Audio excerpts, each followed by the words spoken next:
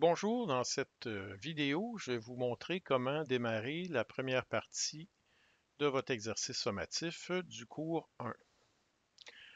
Donc, ce qui est demandé dans l'exercice, c'est de dessiner les différentes formes géométriques qui sont ici, leur donner une épaisseur d'1/10 de pouce et de transférer le tout dans un dessin technique. Alors, je vais commencer dans cette première partie par le trou oblong, celui-ci. Donc, nous allons commencer. D'abord en utilisant SolidWorks puis demandant un fichier de modélisation en pouces. Donc, nous allons choisir celui-ci. Parfait. Alors, j'ai des plans de travail, comme on l'a vu dans le cours, qui sont ici. Je vais travailler, moi, par le dessus. Alors, les plans qui sont ici, c'est pour nous guider. On n'est pas généralement, moi, je les cache tout simplement. Et puis, je sélectionne dessus comme ça, puis je commence à dessiner par le dessus. Alors, pour dessiner une forme oblongue, je vais en afficher une à l'écran, à votre droite, à la droite. Donc, si vous regardez, tout ce que je fais, c'est que je vais cliquer une ligne comme ça. La dimension que vous voyez qui apparaît sur la cote, on peut la taper tout de suite, mais on va laisser tomber là, pour l'instant. Je vais cliquer, puis c'est pas tellement important la dimension. Contrairement à avant, il fallait faire attention dans les vieilles versions de SolidWorks, mais c'est plus nécessaire. Alors ici, maintenant, je vais me replacer mon cercle. Si vous n'avez pas très bien vu comment j'ai fait le tour de magie, je vais recommencer. J'ai une ligne droite qui est ici. Vous avez entendu le clic. Je retourne sur la ligne et puis je dégage de façon tangentielle, ce qui me redonne un autre arc de cercle. Puis je viens cliquer ici tout simplement.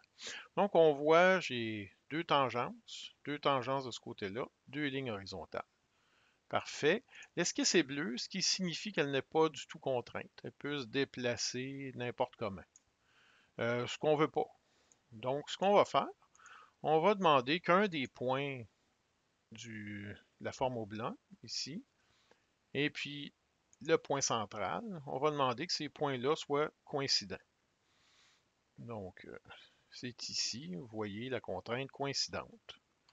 Alors, je vais cliquer dessus. Et puis maintenant, il est bloqué à cet endroit-là. L'esquisse est encore bleue parce qu'elle peut encore se changer de dimension. Elle peut être plus large, plus petite, etc. Alors là, pour fixer ça, ben, il faut mettre des dimensions. Alors, les dimensions. On a ici une tangence à 0,5, une tangence, un diamètre à 0,5. Alors, je vais cliquer les deux lignes qui sont ici, puis je vais indiquer 0,5, tout simplement, puis il va le convertir en pouces. Maintenant, pour ce qui est du centre des cercles, l'endroit où il faut sélectionner, ce n'est pas les points de tangence. Vous pouvez sélectionner les points de centre, mais c'est compliqué pour rien. Le mieux, c'est de sélectionner un arc de cercle, et ensuite l'autre arc de cercle. C'est comme ça qu'il faut faire. Alors, ma forme est donnée. Une commande que vous allez utiliser toujours, c'est l'extrusion. Je vous montre l'icône une dernière fois. Surtout le raccourci, on voit majuscule plus E. Alors, au lieu d'appeler la commande, ben, on va s'habituer. On va la mettre directement. Et puis, la valeur par défaut, ça donne bien, c'est 0,1. Donc, on a juste à faire entrer. Donc, ma forme est maintenant modélisée. Je vais faire une première sauvegarde. Et puis, en faisant ma sauvegarde, ben, je m'assure, c'est très important, de donner un numéro adéquat parce que ça va être ça votre numéro de dessin. Donc, ici, je n'avais préparé un pour sauver du temps. Les 4 premières lettres sont mes lettres que j'ai déterminées pour moi. Vous avez chacun eu 4 lettres pour vous identifier. Le numéro du cours apparaît, 224. VM pour le Cégep du Montréal. On est la semaine 1. C'est un dessin de définition. Et puis, c'est le 0150. Si vous faites comme ça, cliquez pour aller chercher un autre numéro, puis qu'ensuite vous faites juste changer le numéro. Je vous conseille de toujours effacer l'extension parce que parfois, ce n'est pas le bon extension qui apparaît. Dans le cas présent, mais on fait juste remplacer un fichier que j'avais déjà fait. Alors, pour cette démonstration-là, on va faire le dessin technique, mais un élément important dans le dessin technique, c'est dans modélisation. Il faut aller dans Fichier, Propriétés, et c'est à cet endroit-là, je vais l'agrandir un tout petit peu pour permettre de mieux le voir. Excusez, c'est à cet endroit-là que vous allez inscrire votre nom. Un peu plus bas, vous allez donner le titre de la pièce. Il est indiqué nom de la pièce. Ici, on indiquerait bien forme oblongue, mais dans le dessin présent, on va mettre plein d'autres formes géométriques. Alors, on va se contenter pour cette fois-là d'indiquer forme géométrique. QUES. Voilà.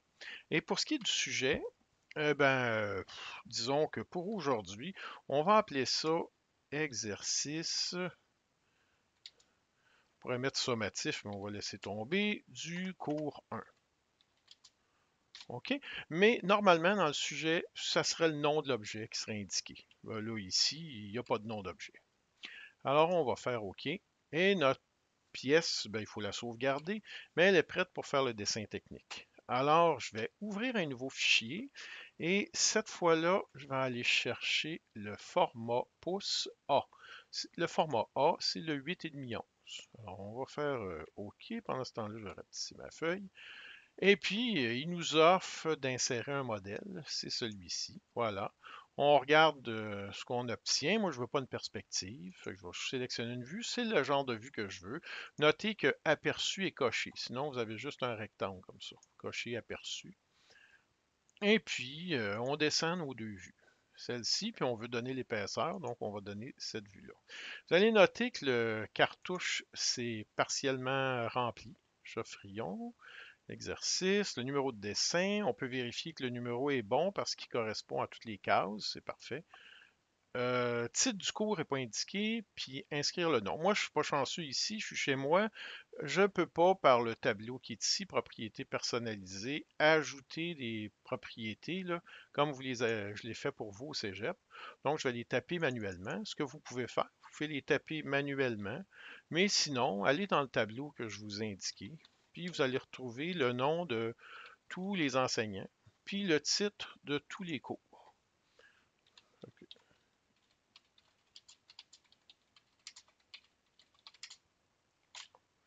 Voilà, c'est fait en ce qui me concerne. Alors, notre pièce est là. Normalement, si on a un élément circulaire comme ça, il faut ne pas oublier, je vais quitter la notation, excusez. Donc, je retourne. Normalement, il faut ajouter les axes. Quand on a un objet circulaire comme ça, on va le faire. Et puis, ajouter les dimensions. On peut rajouter les dimensions manuellement, donc de la même façon qu'on l'a fait tantôt, en sélectionnant les deux centres, en indiquant la cote comme ça, et de cette façon-là, ici, puis donner l'épaisseur. La majorité, c'est ce que les gens préfèrent faire.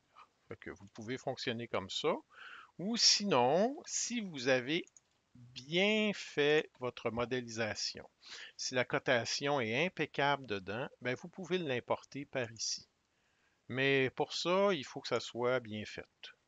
Pour le présent vidéo, essayez les deux façons, mais on ne peut pas excuser, on ne peut pas sortir un argument que ah ben c'est mal coté parce que je l'ai importé la cote. Il faut l'avoir bien situé dans l'esquisse si on veut le faire. L'avantage de cette méthode, c'est qu'éventuellement, on peut faire des modifications même sur le dessin technique.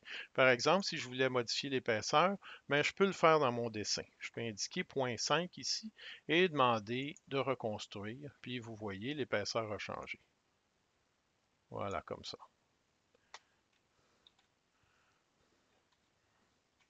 Je vais remettre ça à 0.1 parce que c'est ça qui était demandé.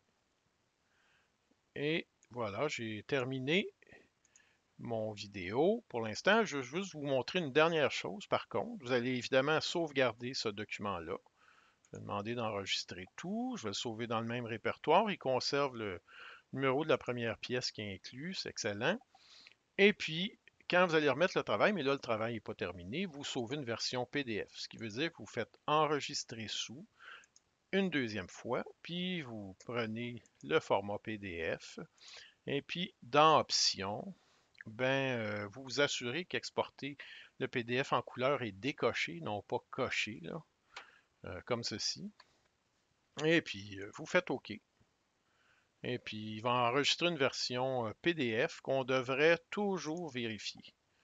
Devriez toujours prendre le temps de vérifier votre version, être sûr que vous l'avez envoyé. Mais là, ici, de toute façon, on n'a pas fini le travail.